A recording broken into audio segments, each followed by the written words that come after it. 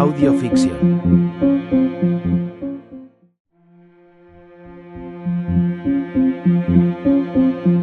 Primera parte.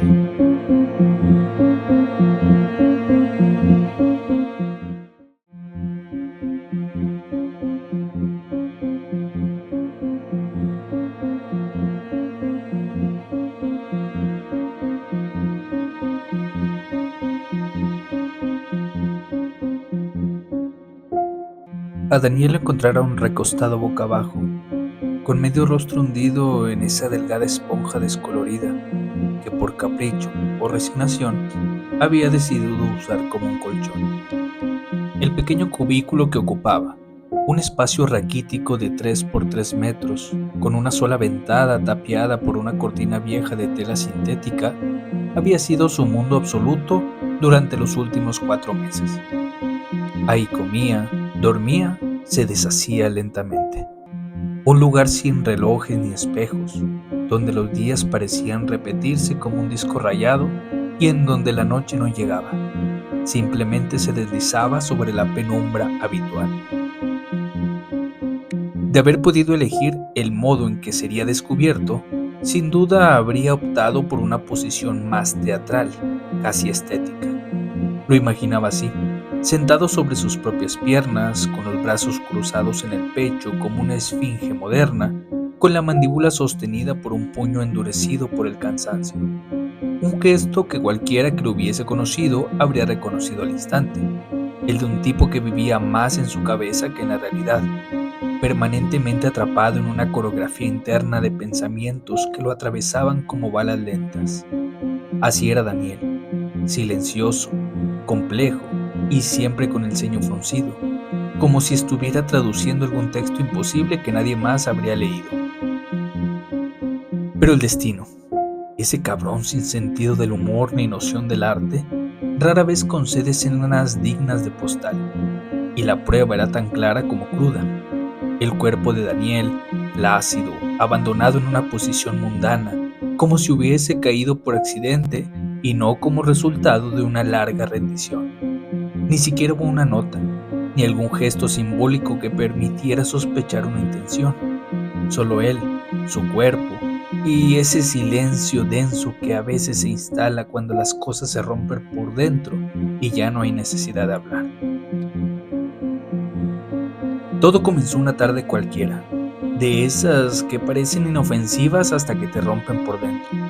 El joven caminaba de regreso a su casa como si huyera, con pasos rápidos, casi ansiosos, apurado no tanto por el reloj, sino por la mezcla de temor y angustia que le provocaba tener que recorrer a solas las calles empedradas de esa ciudad que, aunque pequeña, sabía disfrazarse de pesadilla.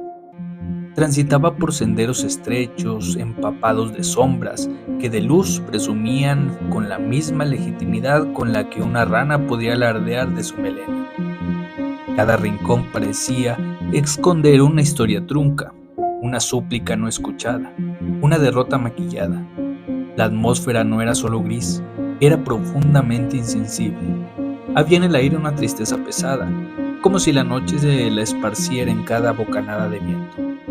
Y sí, le parecía absurdo, incluso grotesco, ver cuántas personas encontraban su única morada en los callejones, envueltos en mantas sucias o cartones roídos que apenas servían como excusa para amortiguar el frío. En medio de la intemperie, la vida parecía reducirse a una fogata improvisada en un viejo contenedor de metal oxidado, donde el fuego chisporroteaba más por instinto que por convicción. Pero Daniel, observador cruel de su propio entorno, sabía que el temblor de esos cuerpos durante la madrugada no era solo consecuencia del hielo en los huesos, sino, y más bien, de la helada que deja la ausencia de anhelos. El temblor de quien ya no espera nada, el de quien ya no tiene ni el más mínimo deseo por el que levantarse. Y aún así, con toda esa desolación empapándole la conciencia, él seguía. Sabía que todo ese dolor que lo carcomía y que se le adhería como un alquitrán en el alma era el precio exacto que debía pagar por el privilegio. Sí, lo admitía en silencio, de encontrarse con ella, su mujer, su musa. Esa joven que apenas salía de la adolescencia, que desde el primer instante le hizo hervir los sentidos como si los hubiera tenido dormidos hasta entonces. Había en su voz un candor que rozaba lo divino, pensamientos claros y audaces, una sonrisa capaz de desarmar cualquier resistencia y un cuerpo que sin pudores despertaba cosquillas desvergonzadas a la altura del vientre de más de uno. A él no solo lo fascinaba, lo secuestraba, le borraba la conciencia, lo deshabitaba. Con ella, las horas se volvían dulces, lánguidas y reales, y durante esos encuentros, que solían alargarse hasta que la luna se posicionaba en su cenit, Daniel se permitía olvidar que el mundo era una ruina. Pero todo placer cobra su deuda, y al regresar a la soledad de su habitación, el hechizo se disipaba. La realidad le caía encima como un peso viejo y con ella la culpa. Se reprochaba la debilidad de carácter, la manera en que sus rodillas cedían siempre ante la tentación de quedarse un minuto más entre sus brazos, entre sus risas, entre sus piernas. Un buen abogado no puede permitirse ese tipo de fallas, se repetía el estudiante, como si con esa frase pudiera limpiar su conciencia, como si fuera suficiente para reprogramarse. Pero la verdad era otra. Se sabía esclavo de su contradicción.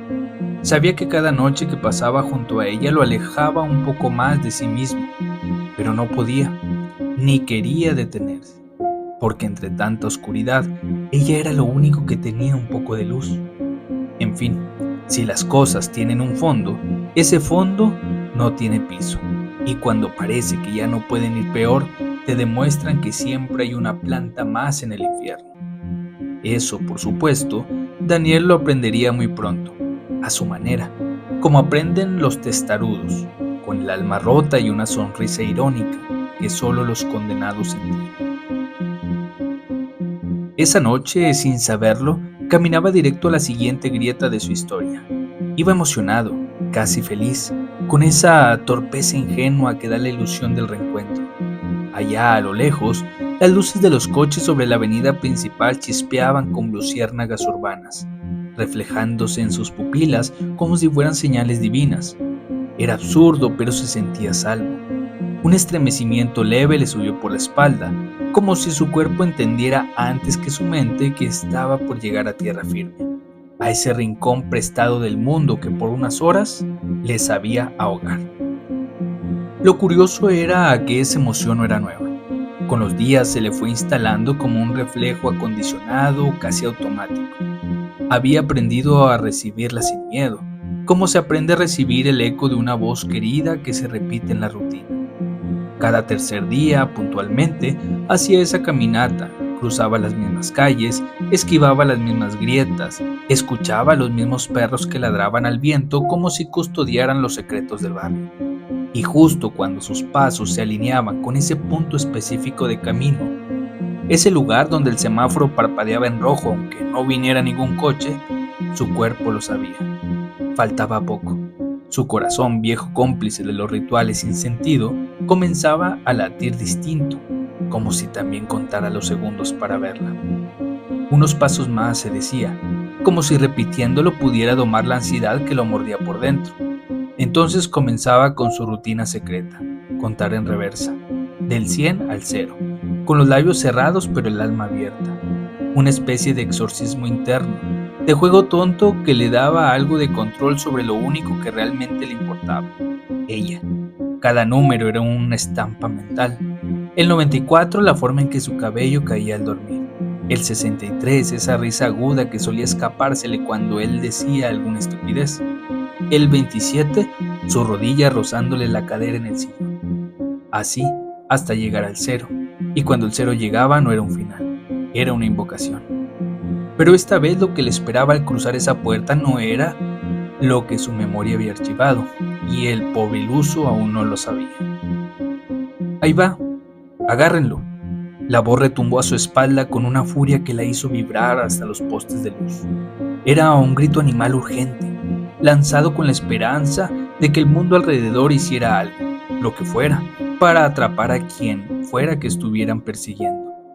Daniel sintió un escalofrío recorrerle el cuello. Esa sensación que aparece cuando algo invisible pero inminente te pisa los talones. Estaba por llegar al número 40 en su conteo regresivo, el ritual que lo preparaba, y ya el aire olía a ciudad vieja, a humo de escape, a caucho caliente, a restos de gasolina en la banqueta. «¡Que no se vaya!», otro gritó, más cerca, más cargado de urgencia. Daniel, más por reflejo que por valentía, giró la cabeza por la curiosidad estúpida que nos empuja a asomarnos al abismo, aunque sepamos que podamos caer. Y entonces los vio. Un grupo de hombres avanzaba hacia él en su misma dirección, como una manada con un solo propósito. En sus ojos había algo que no supo leer de inmediato: rabia o furia, o esa mezcla peligrosa que viene cuando el miedo se convierte en ataque. La voz anterior había salido de esa turba, y en su intento por no estorbar, que sí, Daniel era de esos que se hacen a un lado para no molestar a nadie, incluso cuando el peligro le respira en la nuca, se desplazó 3 pasos a la derecha y subió la acera con cuidado, como si su ordenado gesto pudiera evitarle problemas, pero el destino no es tan educado. Se quedó parado, otra voz de mujer, aguda, precisa, con esa potencia que tienen las palabras cuando vienen de alguien convencido. El de camisa blanca. Y ahí fue cuando todo se nubló. Daniel bajó la vista por reflejo y notó, casi con sorpresa, que sí, llevaba una camisa blanca, como si no se hubiera vestido él mismo esa mañana, como si el mundo hubiera vestido para morir. Miró a su alrededor, buscó con desesperación a otro hombre con camisa clara, alguien a quien pudieran estar confundiendo con él. Nadie, ni una sombra, solo él. Él y esa maldita prenda que parecía brillar bajo los faroles, gritándole: sí, es este. Por un segundo larguísimo el tiempo se congeló. Su mente le decía que corriera, que escapara, que algo no iba bien, pero el cuerpo no obedecía.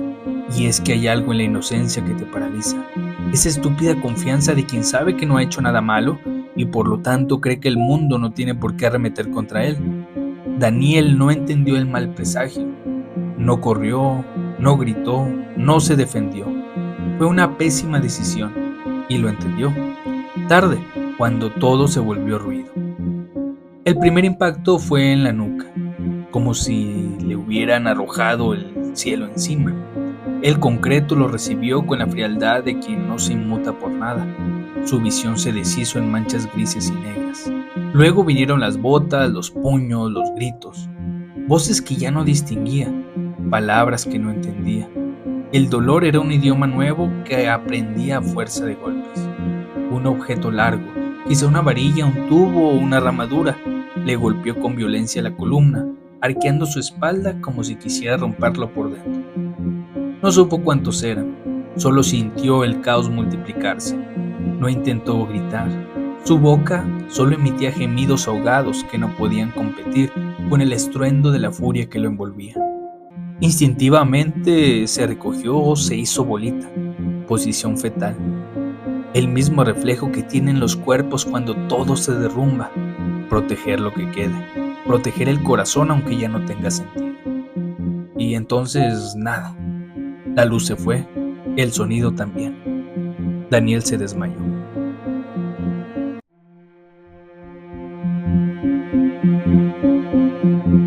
Segunda parte.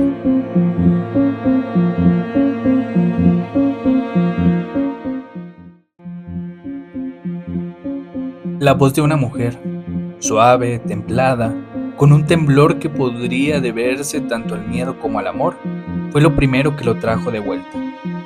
Por la textura del tono, Daniel apostó sin duda de que se trataba de su madre. No había nadie más en el mundo que hablara con esa mezcla tan específica de ternura y preocupación. Y sin embargo, aun con la familiaridad de aquella voz, el desconcierto lo invadía, como si despertara en un país donde todo estuviera levemente desplazado. Estaba recostado en una cama que no era la suya.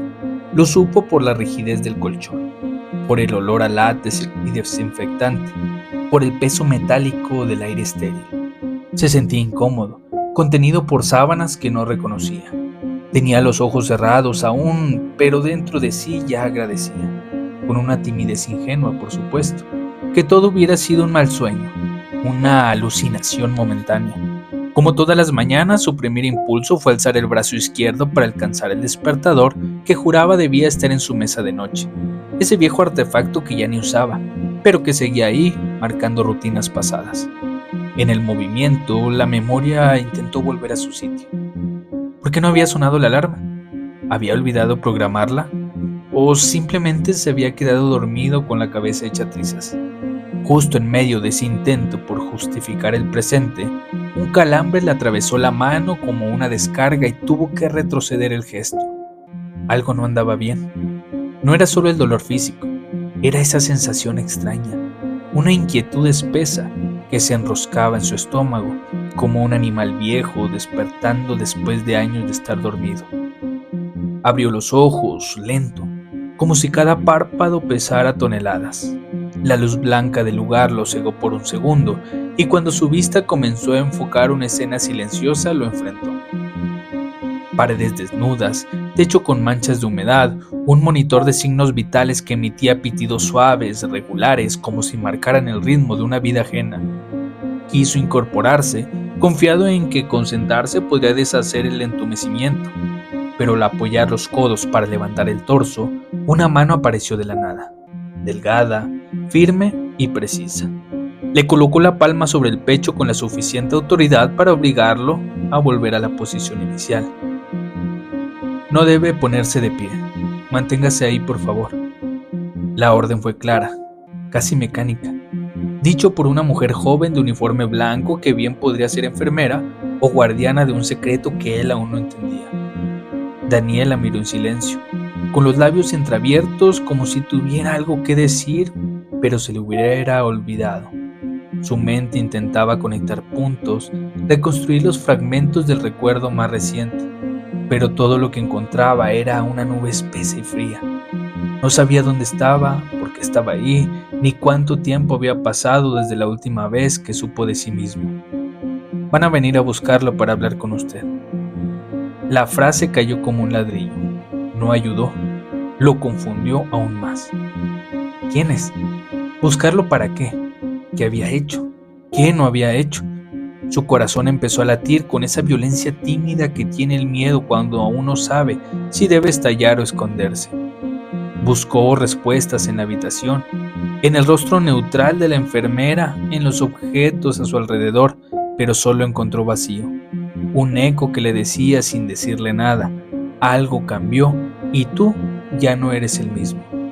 Y ahí, tumbado, sin certezas, entendió que despertar no es siempre volver a casa. A veces es entrar de lleno en la pesadilla. De nuevo acostado, con la espalda hundida en la rigidez aséptica de esa cama hospitalaria, Daniel cerró los ojos e intentó, casi con desesperación, zambullirse en los rincones más profundos de su memoria.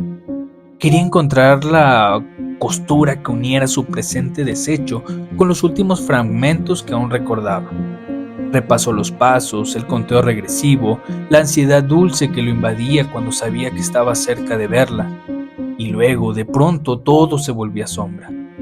Un telón oscuro cayendo sin aviso, como si alguien hubiera arrancado el carrete de su película justo cuando ya estaban por llegar al clímax.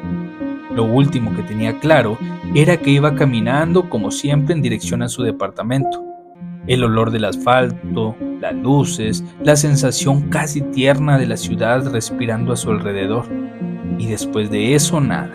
Solo un agujero negro lleno de fragmentos sin sentido.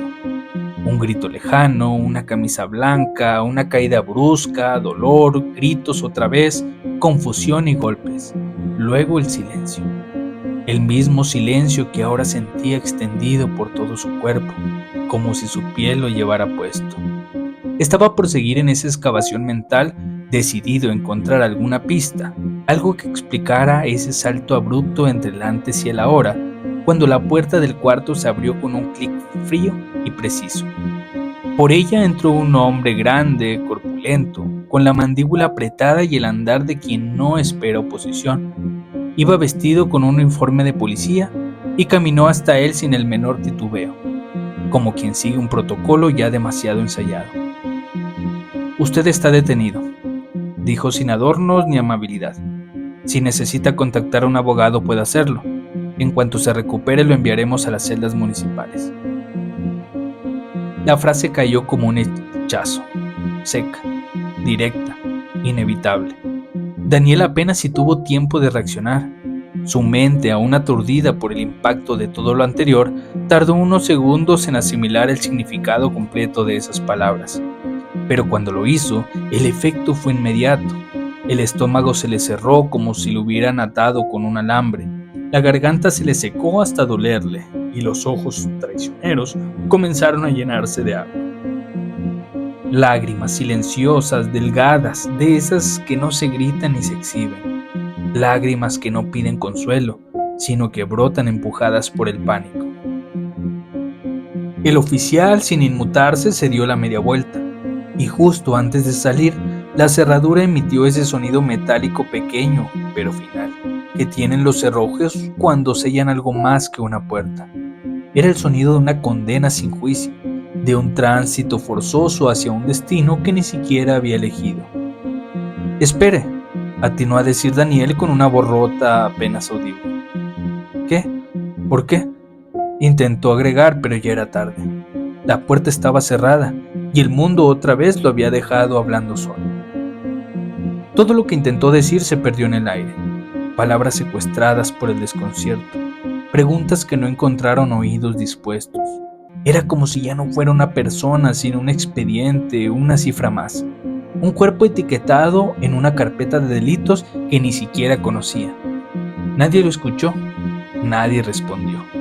Solo el pitido constante del monitor cardíaco que le recordaba que al menos por ahora seguía vivo, aunque no supiera por cuánto más.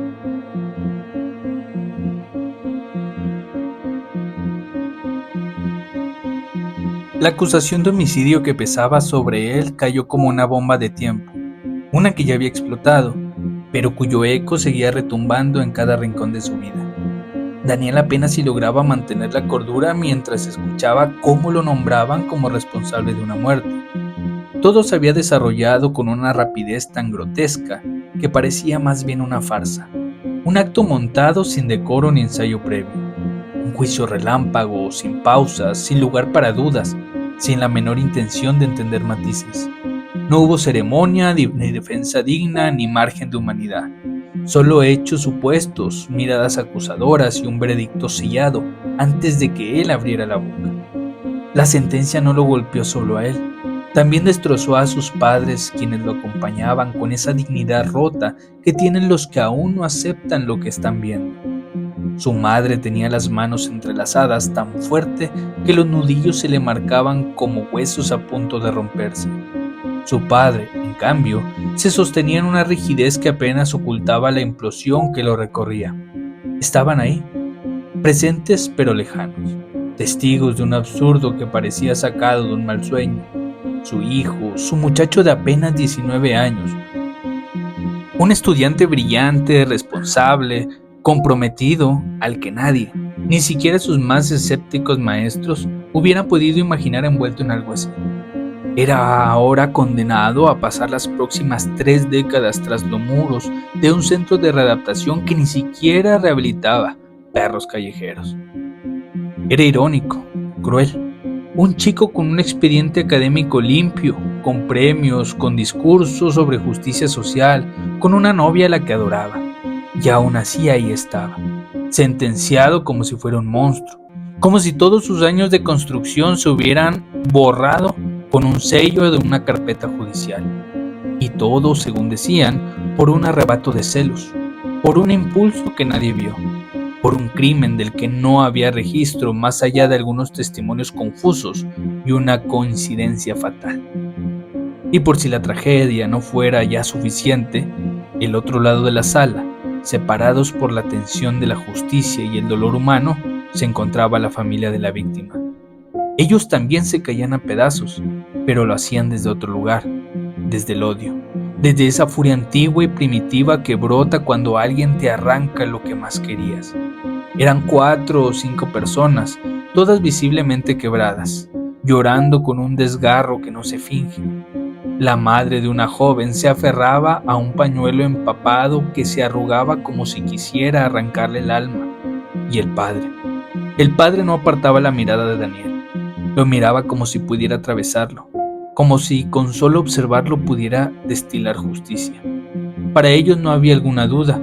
Para ellos él era el culpable, sin matices, sin necesidad de pruebas. Él había asesinado a Sara. Sara, su hija. Sara, la novia de Daniel.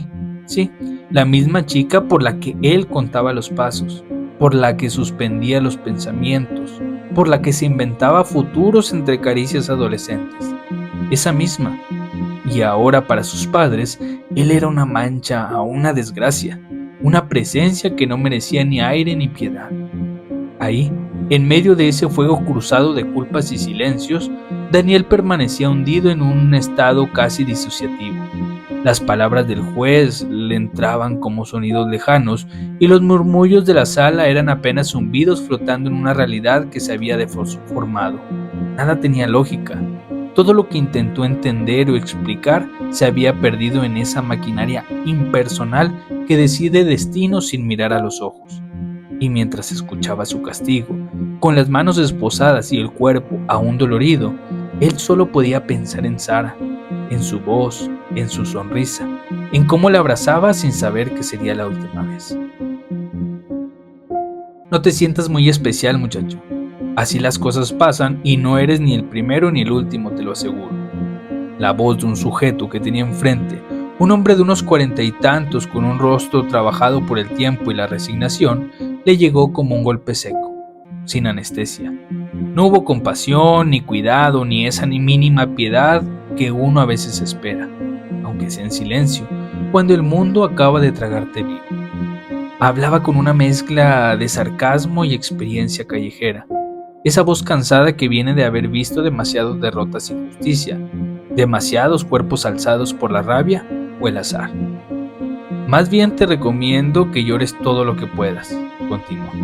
Pero eso sí, cuida que no te vean hacerlo, porque si te cachan eres carne de cañón, y no lo digo por asustarte. Es que así es esto. Daniel lo miraba sin responder. Lo escuchaba desde el fondo de su rabia contenida y de su estupor todavía activo. Las palabras sonaban más como una advertencia disfrazada de burla que como una intención real de calmarlo. Había algo en este tipo, en su forma de pararse, en sus gestos exageradamente calmados, que dejaba ver cierta satisfacción perversa, como si disfrutara estar del otro lado, poder decir te lo dije sin haberlo dicho antes. A Daniel le quedó claro que ese hombre, con toda su cháchara de consejero de buena voluntad, no era más que otro sobreviviente reciclado del sistema. Alguien que ya había aprendido a leer la selva por dentro, pero que también había perdido toda sensibilidad. Y eso, de alguna manera, lo jode aún más. El lugar en el que estaba, ese espacio húmedo, maloliente, con barrotes oxidados y luces parpadeantes, sería su nuevo hogar por mucho tiempo. Y por más que intentara encontrar alguna lógica o metáfora para comprenderlo, todo le parecía sencillamente horrible.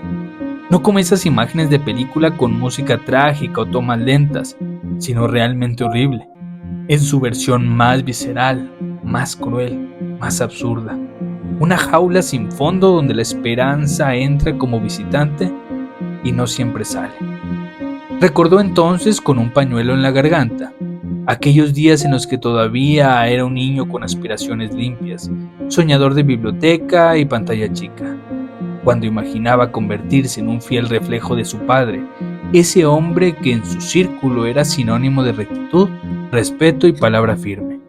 De adolescente prendía la televisión para buscar canales donde transmitían programas policiales o series de detectives, con la emoción tonta pero sincera de quien quiere entender cómo funciona el mundo de la ley, la justicia y las reglas.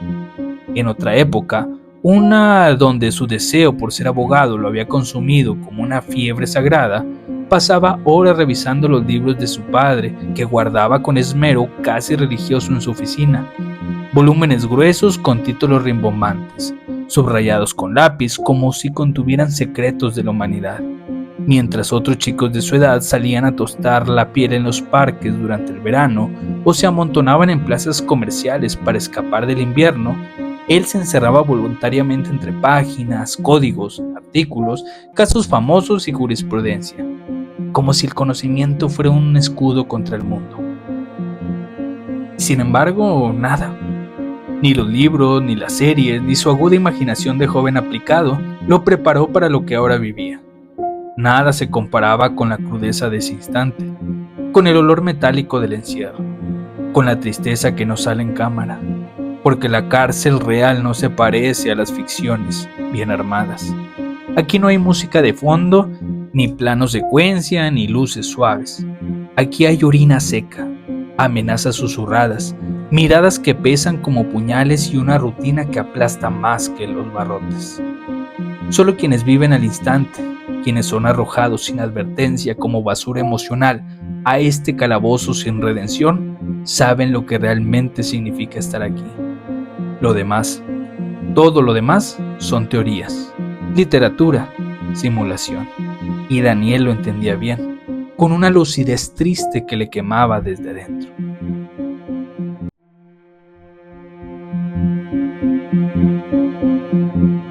Tercera parte.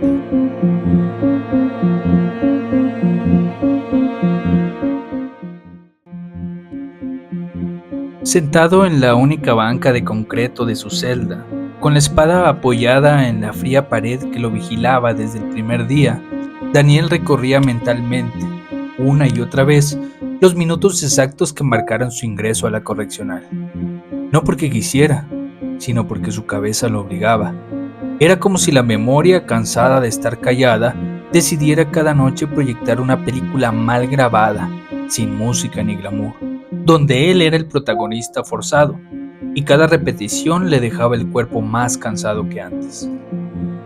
Recordaba con detalle enfermizo cómo, apenas cruzó el umbral del reclusorio, lo recibió una enfermera que portaba una sonrisa tan forzada que parecía más una mueca de pánico que un gesto de bienvenida. Una risa que no tranquilizaba, sino que avisaba: aquí no hay ternura. Aquella mujer, sin mayor interés por las personas que llegaban con la mirada rota, lo revisaba de forma casi mecánica, con prisa, como quien cumple una terca e indeseada que solo quiere tachar de una lista. Daniel sintió su cuerpo manipulado, auscultado, etiquetado sin cuidado. La enfermera anotaba sus impresiones en un formulario de 2 hojas, lleno de casillas vacías que esperaba llenar sin levantar la vista. Una vez contemplado el protocolo de rutina, entregaba los papeles a un médico aún más desinteresado. Un hombre viejo, con rostro de funcionario quemado por el tiempo, que palomeaba los cuadros uno por uno, sin mirar ni por error el rostro de ninguno de los internos. Parecía odiar el trabajo, pero aún más a los que lo obligaban a hacerlo. Luego vino el traslado. Lo hacían caminar por un pasillo largo, de esos que parecen no tener fin, como si el castigo comenzara desde la arquitectura misma. A diferencia del edificio anterior, aquí ya no había simulación de libertad. Las paredes estaban reforzadas y los pocos huecos que permitían mirar hacia el exterior estaban cubiertos por barrotes gruesos, firmes, superpuestos con otros más delgados en diagonal, como una jaula dentro de otra jaula. Era evidente que la idea no era solo impedir la fuga, sino recordarles cada segundo que no hay salida. A pesar de eso, en ese punto Daniel ya casi agradecía que las revisiones físicas hubieran terminado. Repetía para sí mismo que ya todo lo humillante había quedado atrás, aunque su cuerpo no se lo creyera del todo. Le costaba respirar sin que un escalofrío lo recorriera. Aún temblaba cuando recordaba el momento más inhumano de todos, cuando lo inspeccionaban por cada orificio posible, como si su anatomía fuera un objeto sospechoso. El tacto frío, insensible, casi robótico de las manos que lo revisaron seguía pegado a su piel como un tatuaje invisible. No se lo podía quitar. Fue allí, en esa misma habitación, donde había perdido el pudor, donde le entregaron el overol color caqui que a partir de entonces vestiría diario. Lo pusieron en sus manos esposadas y le ordenaron ponérselo sin demora. No hubo cortesía ni tono humano, solo gritos, groserías, palabras lanzadas con violencia, como si las palabras fueran piedras. Daniel obedeció en silencio con la frente baja. con ese tipo de obediencia que nace cuando entiendes que el cuerpo ya no te pertenece, ni la ropa, ni el nombre, ni la dignidad. Una vez vestido lo llevaron al patio central, amplio, gris, agrietado. Las paredes eran tan altas que el cielo parecía una franja lejana, casi irreal. 10 metros de concreto lo rodeaban, vigilado desde cada esquina por torretas donde hombres armados hasta los dientes observaban todo con la frialdad de los que ya no distinguen entre humanos y amenazas.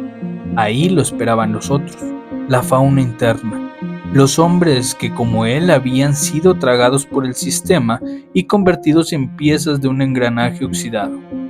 Pero entonces llegó la parte más densa, las miradas. Todos querían saber quién era el nuevo y por qué estaba ahí. Los más agresivos estaban tras una malla metálica que los separaba del resto. Eran los violentos, los asesinos, los que incluso en ese mundo eran considerados intocables. Se recargaban sobre la malla con los dedos entre los alambres como si quisieran arrancarla de un tirón. Lo miraban con ojos cargados de rabia, como animales enjaulados que intuyen la sangre.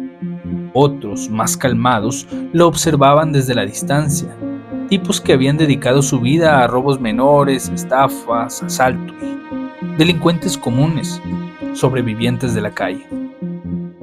Había también quienes simplemente existían. Sentados en bancas interminables, miraban al cielo o a las paredes, buscando respuestas a preguntas que nadie les haría. Algunos parecían haber olvidado dónde estaban, o peor aún, quiénes eran. Y entre todos sobresalían dos personajes desubicados, visiblemente enfermos, quizá en el lugar equivocado por un error administrativo o por la simple falta de espacio en el manicomio principal. Y no había mafiosos jugando póker, ni presos musculosos dándole al ejercicio con música de fondo. Nada de eso que uno ve en las películas. Ahí no había banda sonora, solo respiraciones densas y un silencio espeso como plomo caliente. Así llegaba, con paso arrastrado y resignado, al único lugar que podía llamar suyo en ese momento, su espacio de descanso, si es que se le podía llamar descanso, a encerrarse en un rincón olvidado del mundo. Era su refugio forzado, su pedazo de nada, el único escenario donde su humanidad podía derrumbarse sin testigos y sin vergüenza. Una especie de pausa, una tregua incómoda en la que el silencio se convertía en espejo. Ahí, justo en ese rincón asfixiante, era donde le caía encima, con todo su peso, la miserable certeza de su propia existencia. No era solo un cuarto, era su celda. El lugar estaba cuidadosamente desprovisto de belleza, una burla arquitectónica a la comodidad, decorada apenas con un colchón tan delgado que parecía una invitación al insomnio. Un cobo diminuto, no muy alto, funcionaba al mismo tiempo de escritorio, mesa y trampa para las horas muertas. 2 repisas solitarias colgaban de la pared, igual de austeras que sus pensamientos, esperando objetos que no existían, recuerdos que no tenían y pertenencias que habían dejado atrás. En la esquina, un baño sin puerta lo observaba con la misma frialdad con la que uno mira un pozo seco, sin misterio, sin decoro, sin compasión. Todo el escenario estaba construido de concreto desnudo, como si el gris fuera el único color disponible en el catálogo de la desesperanza. No había ventanas, solo una rendija absurda, custodiada por barras de titanio de donde no cabría ni un cachorro hambriento. El aire entraba a cuentagotas y la luz apenas lograba colarse en fragmentos diminutos, suficientes para recordarle que todavía existía, pero no lo suficiente como para distraerlo de su encierro. Ahí, en ese rincón olvidado, empezaba su rutina de cada noche: observar la nada, contar los minutos y preguntarse en qué momento exacto su vida había sido derrumbada. Daniel, entre el letargo espeso que le provocaba todo lo vivido hasta entonces y su torpe intento por recuperar alguna capacidad de reacción ante ese nuevo mundo brutal, comenzó a sentir a que algo o alguien alteraba la quietud a su alrededor. Era como si la atmósfera se le hubiera encogido, como si el aire tuviera un peso nuevo. Volteó lentamente con los músculos tensos y los sentidos aún embotados, y ahí lo vio, una figura de pie, inmóvil, demasiado cerca como para ignorarla. Y entonces otra vez era Martín, el mismo rostro hosco con una mueca que no sabía si era risa, dolor o advertencia. El mismo tipo que ya lo había visitado ese mismo día y que ahora reaparecía como un mal presagio. Daniel lo saludó con una expresión que mezclaba cansancio y desconfianza, inclinando apenas la cabeza hacia la izquierda, gesto que interpretaba como una invitación a hablar, pero sin bajar la guardia ni por un segundo. Sus ojos seguían fijos en los de él, intentando descifrar su intención, su propósito, su misma existencia. Lo que te tengo que decir es grave, dijo Martín, y la forma en que lo dijo bastó para enterrar cualquier duda de que eso no sería una simple charla entre compañeros de encierro. Vas a morir. La frase, por supuesto, no cayó como una advertencia, sino como sentencia. No hubo espacio para el humor negro ni para el escepticismo. Las palabras se le clavaron directo en el centro del pecho y el temblor que recorrió sus dedos fue la única traición visible de su miedo. Durante unos segundos, Daniel pensó que se trataba de una amenaza velada, algo que estaba por escalar, tal vez el inicio de un juego macabro. Se quedó callado, como quien intenta no mover una trampa que ya ha pisado, esperando que el otro hubiera más, que soltar el siguiente fragmento del rompecabezas. Soñé contigo, muchacho, continuó Martín con un tono que oscilaba entre lo profético y lo trastornado. La gente aquí cree que estoy loco. Lo dice todo el tiempo, pero no lo estoy. Yo veo cosas, y aunque no me crean, sé que en el fondo recuerdan lo que les digo. Tú vas a morir porque lo soñé anoche, así como lo oyes. Ten cuidado. Había algo en su voz, una vibración sorda que no sonaba a teatro ni a manipulación. Y aunque la escena tenía todo para parecer una mala película, Daniel no pudo ignorar el escalofrío que le trepó por la columna. La tensión apenas iba creciendo cuando la chicharra del sistema sonó con un zumbido mecánico, brutal, anunciando la hora de dormir. Un sonido que no dejaba espacio para emociones humanas ni diálogos profundos. Así y sin más, ambos se vieron obligados a despedirse con una rapidez incómoda. Apenas un gesto, como si la conversación no hubiera existido, antes de que los guardias lo encontrasen hablando fuera de horario y lo separaran con violencia, se alejaron. Esa noche no durmió, ni esa ni muchas más. Daniel se convirtió en una versión aún más vigilante de sí mismo.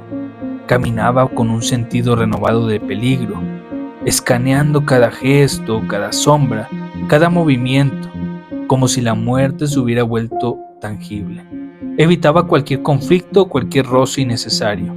Su mente jugaba con mil teorías. ¿Y si lo de Martín era real? ¿Y si algo estaba a punto de ocurrir y él era el único que no lo veía venir?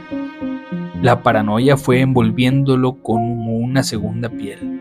Durante las actividades del día, buscaba con insistencia al enigmático Martín, como si lo necesitara para completar una oración que había quedado en el aire. Quería respuestas, exigía entender por qué alguien diría algo así con tal seguridad. Pero cada vez que creía estar cerca de alcanzarlo, de confrontarlo, algo se interponía. Un cambio de turno, una puerta cerrada, una revisión imprevista, un guardia que lo alejaba del camino. Era como si el universo mismo se empeñara en dejar la historia inconclusa. Y entonces, cuando ya la tensión había mutado en rutina, vino la noticia como un relámpago. Martín había escapado. Una fuga real, documentada, con todo el espectáculo que ella implicaba. Un operativo de revisión intenso, interrogatorios, reclusión parcial, el caos del encierro intensificado por la idea de que alguien había logrado lo impensable. Y Daniel, en medio del ruido, se sintió vaciado. No fue miedo, fue desolación, porque con la fuga de Martín también se fugaba la posibilidad de una explicación, de un cierre. Se le escapaba la única persona que tal vez sabía algo que él no. Y entonces quedó atrapado, no solo en la prisión física, sino en la peor de todas, la que se construye con preguntas sin respuestas.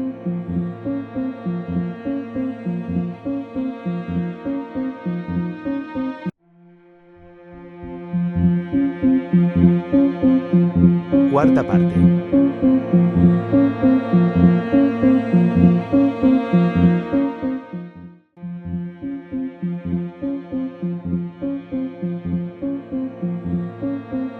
Muy a pesar suyo, los eventos que llegaban lo sobrepasaban en sus niveles de confianza y tranquilidad.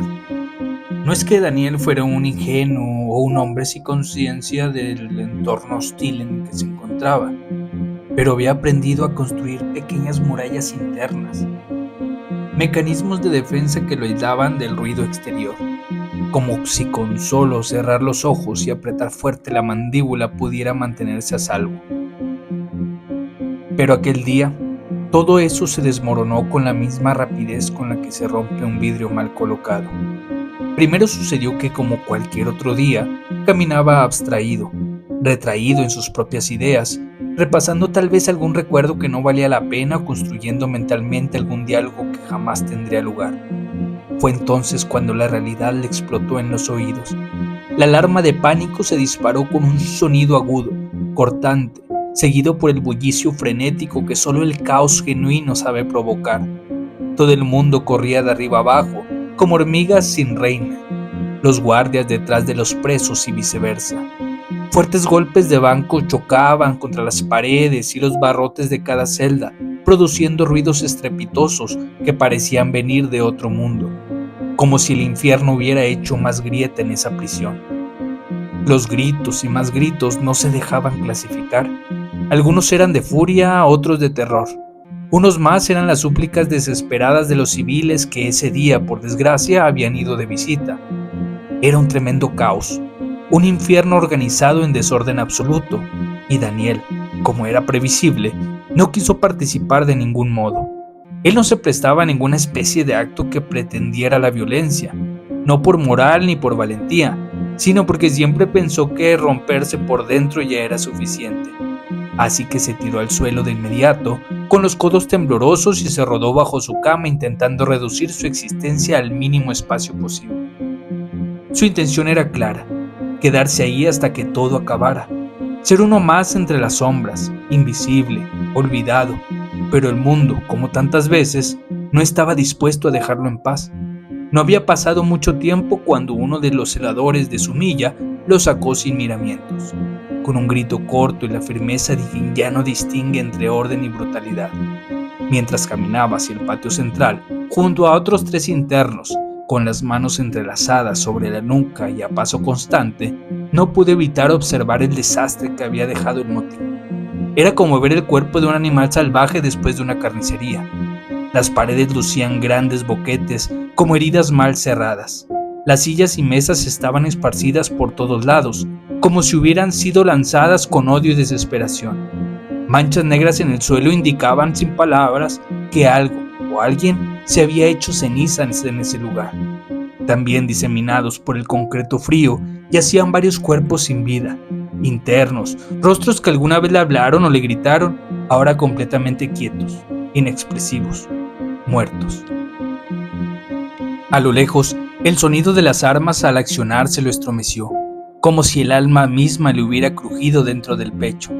En ese instante recordó el extraño anuncio de Martín, aquel recluso que siempre parecía tener un pie en la paranoia, y sin querer tacharlo del todo de charlatán, pensó en él como un cobarde afortunado. Tal vez el miedo, cuando es auténtico, te salva más que el coraje, y aunque estaba seguro de que no hubiera podido hacer nada para evitar lo sucedido, no pudo evitar reprocharse no haber estado al menos preparado. Un mínimo blindaje psicológico, una pizca de cinismo, cualquier cosa que le hubiera ayudado a resistir el golpe del caos le habría minorado el peso del mundo. Pero no, ahí estaba, enfrentando el día como un niño vestido de adulto, con el corazón latiéndole en la garganta y los ojos empapados de realidad.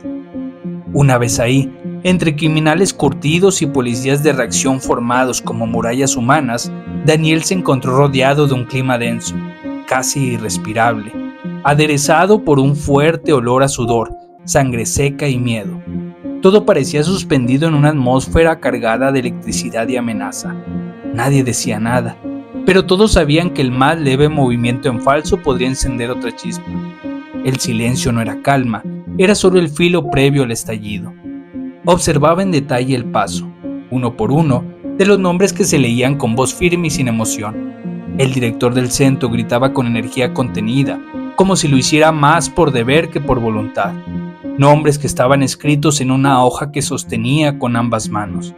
Al oírlos, los reclusos se adelantaban con pasos lentos o en muchos casos eran empujados por los gritos o simplemente jalados por dos celadores de rostro pétreo que los tomaban de los brazos como si fueran objetos de la voluntad. Algunos iban erguidos, desafiantes, otros miraban al suelo con resignación y unos más, los menos, sollozaban sin querer hacerlo. Todos al final eran conducidos hacia un autobús que esperaba con el motor encendido, como si se tratara de un monstruo paciente, listo para tragárselos. Con el paso de los minutos, el nerviosismo fue celando hasta los huesos. Daniel no sabía exactamente qué estaba ocurriendo, pero entendía que aquello no era parte de la rutina. Su mente, entrenada para mantenerse al margen, comenzaba a desbordarse. Cada vez que se leía un nombre que no era el suyo, sentía alivio. Sí, pero también una punzada de ansiedad más intensa, como si el destino estuviera jugando con él. Su cuerpo entero lo traicionaba.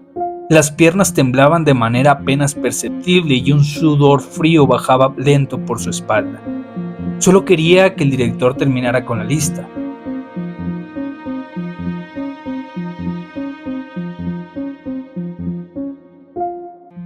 Que ese ritual oscuro acabara de una buena vez. No sabía de qué trataba todo aquello con exactitud, pero necesitaba entender. La incertidumbre es peor que la condena, pensó. Para su fortuna, y no supo si agradecerlo en voz alta o solo con el corazón encogido, su nombre jamás fue pronunciado. El alivio llegó seco, sin gloria, y aún así se sintió como una exhalación larga después de sostener la respiración demasiado tiempo. Cuando un celador le explicó brevemente la situación, comprendió por qué su nombre no estaba ahí, y aunque no fue una explicación amable ni detallada, fue suficiente. Daniel agradeció al cielo, sí, pero también sintió culpa, no por los que se iban, sino por sentirse tan aliviado de quedarse. Todo aquello, según le contaron, se desencadenó después de la escapada. Martín, aquel sujeto que parecía siempre hablar desde los márgenes de la cordura, se había sumado en el último instante a un grupo que con precisión quirúrgica había planificado su huida. Un escándalo, no solo por la fuga en sí, sino porque dejó en evidencia las grietas del sistema, las puertas flojas, los ojos que se cierran, las alianzas invisibles. La administración del centro, ante la presión mediática y el escarnio público, decidió solicitar al gobierno el traslado de varios internos considerados de alta peligrosidad. Era una jugada política más que de seguridad. Y aunque la información debía ser confidencial, todo era en esas cárceles una filtración. Las paredes escuchan, los pasillos hablan y las sombras tienen oídos. Pronto la noticia llegó hasta los últimos rincones del penal y con ella el miedo.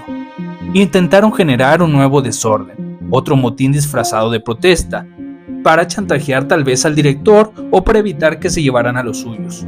Pero esta vez el director no se dejó doblar. Estaba decidido no por convicción, sino porque no podía permitirse otro escándalo. Daniel no sabía si esa firmeza era valentía o simple intento de conservación institucional. Solo sabía que por segunda vez en la semana, el azar lo había dejado fuera de la tragedia, y eso, aunque tranquilizador, también dolía, como un privilegio que no pidió, pero que igual tenía que cargar. A la semana siguiente, cuando todo parecía haber regresado a la tensa normalidad que solo se conoce tras una tormenta, Daniel recibió un nuevo aviso. Esta vez no desde la administración ni por medio de los guardias, sino a través de un rumor que se venteaba entre celdas y pasillos. Fue uno de los presos del ala norte quien le contó al oído con una seriedad que no acostumbraba. Dicen que cualquier momento va a desatarse otro caos, más grande que el anterior, como lo predijo Martín. Ese nombre volvía a aparecer como una sombra persistente. Martín, el loco para algunos, el oráculo para otros. Nadie podía decir con certeza de dónde sacaba lo que sabía, pero cada vez que sus advertencias tomaban forma real, se hacía más fácil descartarlo como simple charlatán. En el patio central, aquel interno que había mencionado la advertencia repetía sin descanso la frase casi como un mantra. Lo predijo Martín, lo predijo Martín. Lo hacía en voz alta mientras daba vueltas sin dirección. como poseído por una especie de verdad revelada que no podía guardarse para sí. Algunos lo escuchaban y entraban en pánico inmediato. No lo demostraban con gritos ni carreras, sino con miradas aceleradas, respiraciones entrecortadas, cambios súbitos de humor y preguntas absurdas sobre la fecha, la hora o los nombres de los guardias en turno.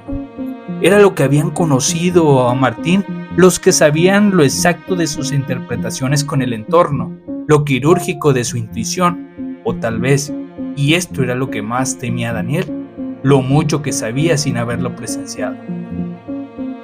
Otros, los escépticos de siempre, se negaban a escucharlo siquiera.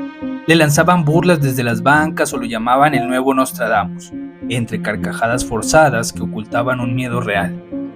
Uno que se escondía detrás de cada broma. El escepticismo en prisión no es siempre valentía.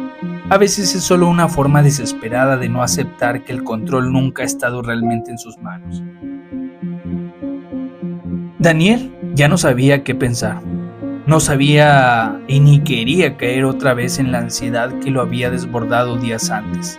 Así que en vez de alimentar la paranoia colectiva o jugar al profeta frustrado, prefirió conseguir con su rutina de aislamiento intelectual. Desde que había descubierto la bodega improvisada como biblioteca, se refugió ahí como un náufrago que se aferra a una tabla de madera en mitad del mar. Entre estanterías desgastadas y libros rotos, encontró ejemplares de derecho penal, manuales procesales y algunas compilaciones jurídicas subrayadas por otras manos con tinta roja y apuntes al margen. Eran libros viejos, pasados de moda quizá, pero para Daniel significaban una ventana de aire limpio a ese mundo donde todo se pudre rápido. Gracias a su abogado, un buen amigo de su padre y uno de los pocos que aún no lo habían abandonado por completo, logró obtener una copia impresa de su expediente. Desde ese día, cada mañana lo repasaba con obsesión. Leía palabra por palabra los textos donde se le acusaba del crimen de Sara. Se detenía en cada línea como si pudiera encontrar un error, una grieta, algo que demostrara todo aquello como lo que era, un malentendido, una construcción falsa. Pero por más que lo intentaba, la duda lo devoraba. Entre sus lecturas no podía evitar llorar. Se esforzaba por acomodar las piezas del tiempo, reconstruir las horas, reubicar los gestos. ¿Cómo es que pasó aquello? ¿Dónde estaba exactamente? ¿Con quién habló? ¿Qué dijo? Estaba convencido con una terquedad casi infantil de que él no había sido, pero al mismo tiempo no podía decir quién lo había hecho, y eso lo destruía. Pudo ser cualquiera, vecino, pensaba una y otra vez mientras leía en detalle la forma en que Sara había sido asesinada. Las imágenes que acompañaban el informe eran un golpe bajo. Mostraban las marcas de las torturas que sufrió, contusiones en brazos, huellas grandes de dedos que habían apretado demasiado, mordidas profundas que delataban una dentadura irregular. Nada de eso coincidía con su cuerpo, con su fuerza, ni con su sonrisa. ¿Cómo pudieron condenarme con esto?, murmuraba mientras tocaba sus propios dientes perfectamente alineados, los mismos que había presumido alguna vez. Maldecía entonces la flagrancia, aquella trampa procesal que servía como atajo para la justicia rápida. Fue detenido cerca de la escena con el rostro pálido y la camisa manchada. Sí, pero no tenía sentido. Él solo había llegado después, confundido, tal vez por intuición o por estupidez, y nadie quiso escucharlo. Y la prensa necesitaba culpables, la gente también. Ahora, encerrado entre paredes frías, Daniel intentaba contener su propia versión de la historia mientras el miedo de una nueva revuelta amenazaba a treparse por las paredes otra vez.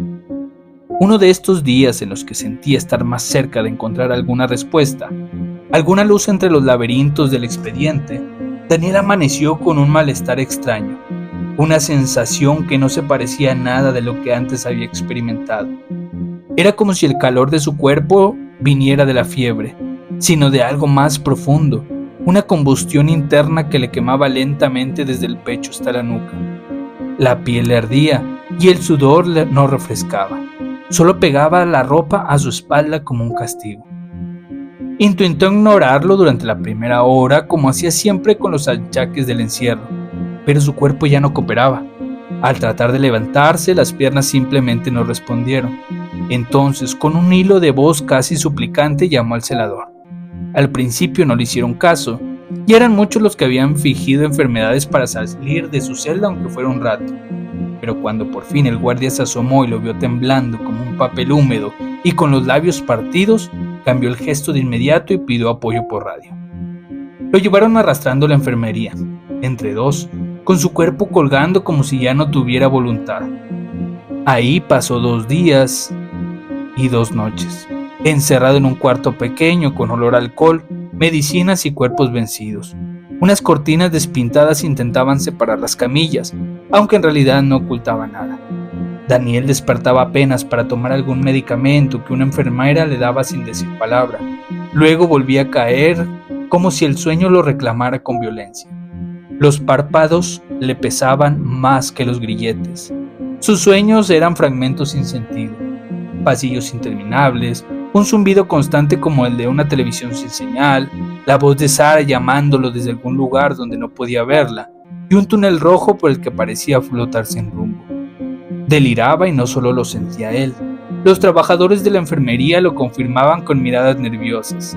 A veces balbuceaba palabras sin sentido, otras repetía oraciones completas con los ojos cerrados, como si las leyera desde una pared invisible frente a su cama.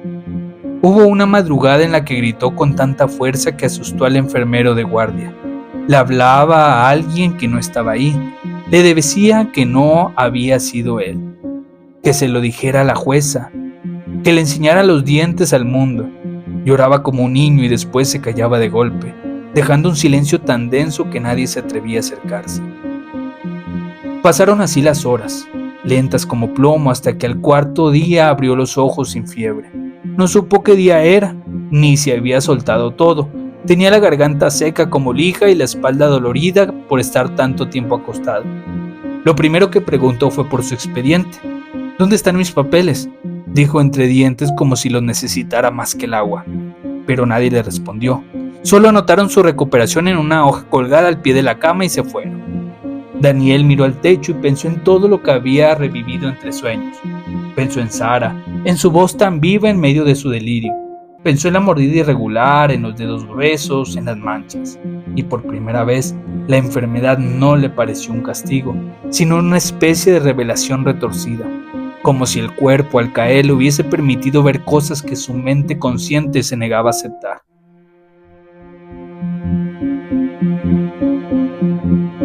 Quinta parte.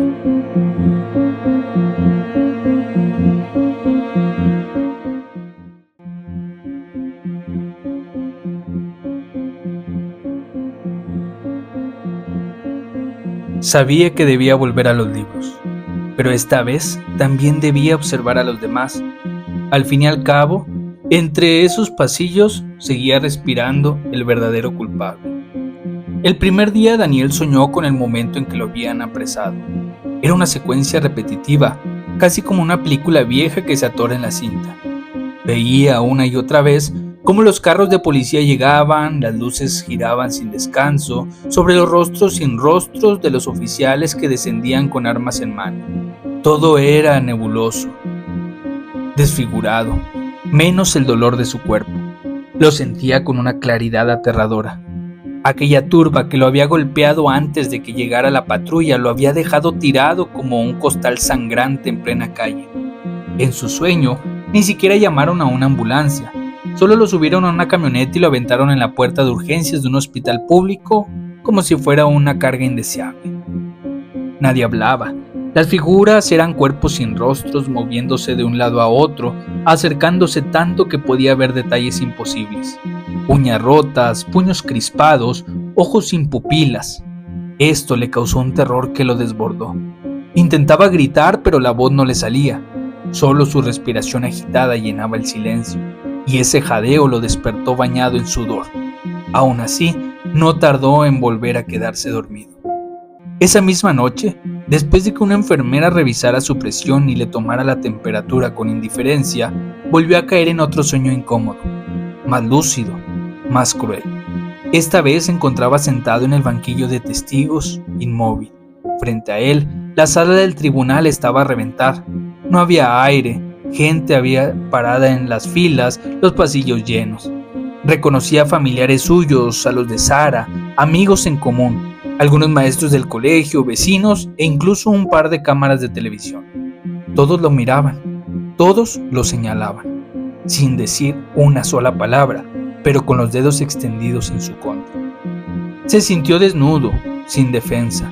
Le pedía al juez que interviniera, que pusiera orden, que eso no era legal, que la ley no lo permitía, que no se podía juzgar sin pruebas, que aún no se demostraba nada, que él no había sido.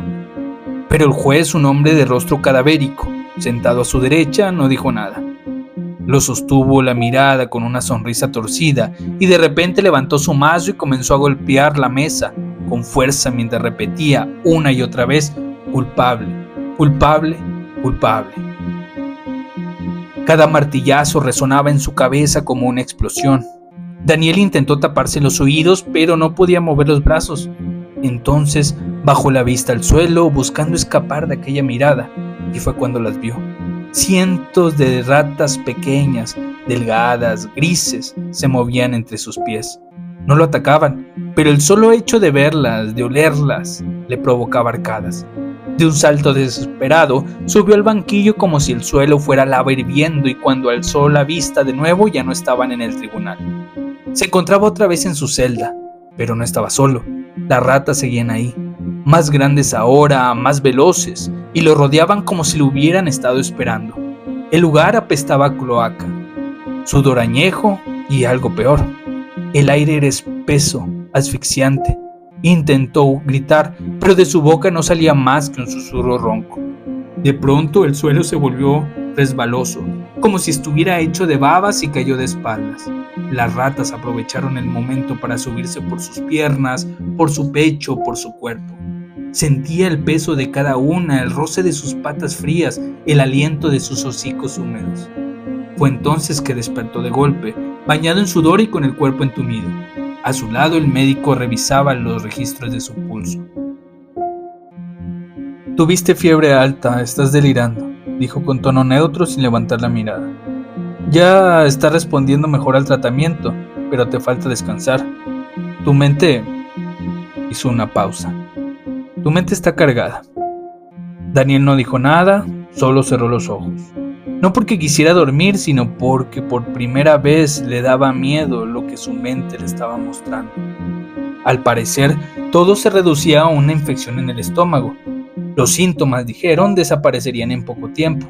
Nada grave, nada que pudiera poner su vida en riesgo. Aún así, por precaución, y quizá también porque el médico intuyó que algo más servía en el cuerpo de ese joven deshecho por dentro, decidieron mantenerle ahí, en la enfermería, un par de días más. Daniel agradeció en silencio. Cualquier espacio fuera del calabozo, por miserable que fuera, parecía un oasis. Este colchón, aunque áspero y con olor a desinfectante barato, era un lujo comparado con la loza en la que dormía cada noche. La luz blanca de las lámparas era menos cruel que la oscuridad del pasillo en reclusión. El silencio, aunque inquietante, le permitía al menos pensar con algo de tranquilidad.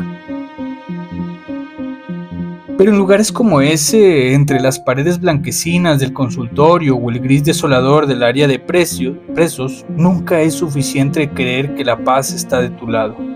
Cuando todo lo bueno parece prestado, efímero, como si alguien o algo estuviera siempre listo para arrebatártelo. Cuando crees que va saliendo, la realidad aparece sin tocar la puerta, cruda y despiadada, para recordarte tu sitio. Y eso fue exactamente lo que ocurrió esa última noche. Daniel, ya más tranquilo al saber que se recuperaría pronto, intentó descansar. El dolor de la cabeza persistía y la fiebre aún le nublaba la vista de vez en cuando, pero estaba determinado a no dejar de esas horas, las últimas fuera del encierro habitual, se le escaparan de la incomodidad. Con el viejo truco de contar ovejas que aprendió de niño y que solía funcionar cuando tenía miedo, cerró los ojos y se perdió. Ni siquiera supo cuando el sueño lo envolvió. Esta vez, el último sueño fue distinto. Volvía a estar en la sala de juicios, sí, pero todo había cambiado. La multitud se había desvanecido, solo estaban ellos, sus padres, sentados al fondo, con los rostros empapados en angustia, y los padres de Sara. Del otro lado, más rígidos que nunca, como estatuas a punto de estallar. El ambiente era tenso, espeso. El juez, el mismo que lo había condenado antes en sus pesadillas, lo miraba ahora sin esa furia desbordante. Su rostro era neutro, casi sereno, como si por primera vez le concediera el beneficio de la duda. Entonces comenzaron las preguntas, una tras otra, directas, filosas. ¿Dónde estabas anoche? ¿Por qué había rastros tuyos en la escena? ¿Qué razón habrías tenido para hacerlo? ¿Por qué no recuerdas nada? Daniel respondía como podía, con la garganta seca, las manos temblorosas, con el corazón retumbando, como tambor en una ejecución. Respondía con argumentos que había memorizado, con las dudas que había leído entre líneas en su expediente, con la lógica de quien busca desesperadamente una salida. Pero las preguntas se volvieron acusaciones, las acusaciones se volvieron gritos. Los rostros de su suegro se tensaban, el de su madre se descomponía, el de su padre palidecía. «Revisen las pruebas», gritaba Daniel con los ojos encendidos. «No tienen relación conmigo, nada de eso me vincula. Necesito tiempo, necesito un plazo mayor, necesito probar mi inocencia». Pero nadie respondía. Su voz retumbaba en las paredes de la sala vacía de justicia. Solo se oía el llanto desgarrador de su madre, un llanto como los que se escuchan en los velorios cuando alguien no acepta la pérdida, cuando el alma no se resigna. Su padre, con los labios fruncidos, lo tomó del brazo y le ayudó a levantarse. Sin mirar atrás, la condujo hacia la salida, arrastrando los pies con un peso invisible. Daniel quiso llamarlos, pero la garganta lo traicionó. No salía nada. Su cuerpo se tensó. Se sintió como una estatua que observaba su propio derrumbe. Volteó entonces hacia el juez en busca de piedad o respuestas, y lo encontró con la boca abierta, pronunciando la condena. No hubo martillo esta vez, solo palabras que parecían susurradas, pero que caían con el peso de un edificio. «Llévenlo a su celda». Daniel quiso resistirse, hablar, pelear, pero su voz no apareció. Ni un grito, ni una súplica, solo un vacío profundo, como si su lengua se hubiera fundido con el miedo. En ese instante supo que estaba perdido, no en el juicio, no en la cárcel, sino dentro de sí, como si la puerta de salida se hubiera sellado para siempre y solo quedara la oscuridad, la culpa, el silencio y los recuerdos de algo que quizá nunca entendería por completo. En un último intento por encontrar compasión en ese escenario desgarrador, Daniel giró su cuerpo hacia donde se encontraban los padres de Sara. Buscaba una chispa de humanidad, una grieta en este muro de dolor que pudiera ofrecerle un respiro, una duda, una rendija por la cual escapar del juicio silencioso. Pero fue en ese instante, justo cuando sus ojos se encontraron al padre de ella, que comprendió todo. El hombre ya no lloraba ni mostraba el rostro abatido que se espera de alguien que ha perdido una hija. No, lo que vio fue una sonrisa, lenta, torcida, llena de veneno. No había dolor en sus gestos, sino una burla descarada. Aquella mueca no buscaba esconderse, al contrario, se abría como una herida. Sus dientes desalineados, desiguales, cada uno como un testimonio de vida desgastada, se asomaban grotescos. Fue esa imagen la que lo sacudió. Ya la había visto antes. Por supuesto, el expediente. De pronto, como si su mente se desatorara, las piezas se encajaron. Recordó aquel momento olvidado, una hoja entre tantas donde hablaba de una agresión previa, una riña entre un hombre mayor y Sara, algo sin resolver, algo que se había tapado, los testigos que se negaron a declarar, los registros omitidos, el padrón de silencio, la huida de ciertos datos.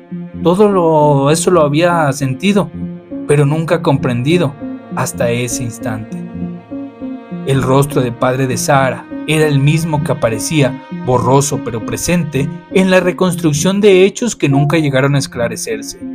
Aquella discusión familiar que terminó con gritos y puertas rotas, el informe clínico que mencionaba un moretón mal explicado, la letra de un médico que sugería un seguimiento psicológico que jamás ocurrió.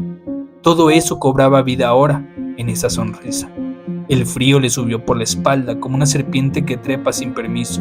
El sudor se le evaporó de golpe. En su mente, como un eco siniestro, resonaba la palabra que no se atrevía a nombrar: encubrimiento. Y entonces Daniel entendió. Entendió por qué las pruebas no encajaban con él, por qué nunca se le permitió hablar, por qué los medios lo crucificaron antes del juicio, por qué el juez lo condenó incluso en sus sueños, por qué todos parecían más interesados en cerrar el caso que en resolverlo. Porque no se trataba de verdad, se trataba de venganza, de poder, de silencio y de sacrificio. El sacrificio era él. Quiso hablar, gritar, señalar, pero su garganta ya no respondió. Era como si el cuerpo se rindiera en el mismo momento que el alma. Su visión se nubló, como si una cortina cayera de repente sobre el escenario de su mente. Y no despertó. El monitor en la enfermería siguió marcando un pulso débil durante unos minutos más. Nadie notó nada extraño. Era solo otro intento, enfermo, delirante, vencido por la fiebre. Lo hallaron a la mañana siguiente, con los ojos cerrados, el rostro sereno, pero inexplicablemente húmedo, como si hubiera llorado en sueños. En el informe médico solo quedó registrado paro respiratorio en la madrugada, posible reacción al tratamiento, sin signos de violencia. Pero allá, en algún rincón oscuro del expediente original, si alguien volviera a revisar con atención, encontraría una nota casi invisible. Denuncia familiar retirada por falta de pruebas. Sospechoso, padre biológico. Archivado. Nadie lo haría.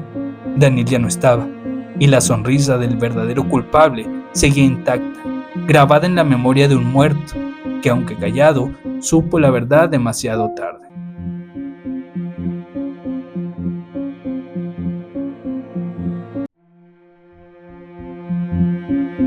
Audioficción.